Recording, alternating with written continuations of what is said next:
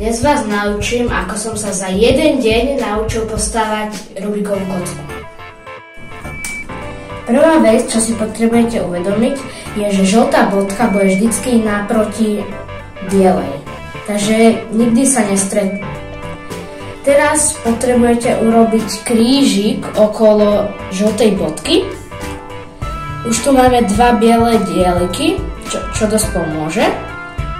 Takže a tu máme ďalší.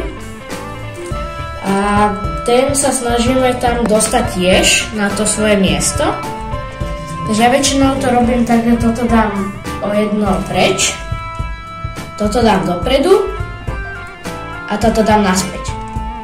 Už tu máme 3 dieliky biele. Potrebujem nájsť ešte posledný. A ten je tu.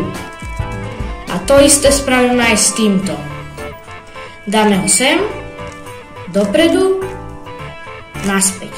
Máme krížik, lenže toto není celé. Potrebujeme urobiť to, že keď tu je druhá časť z toho dielika modrá, tak tam potrebujeme dať modrú bodku. Takže to posunieme takto, máme to dobre.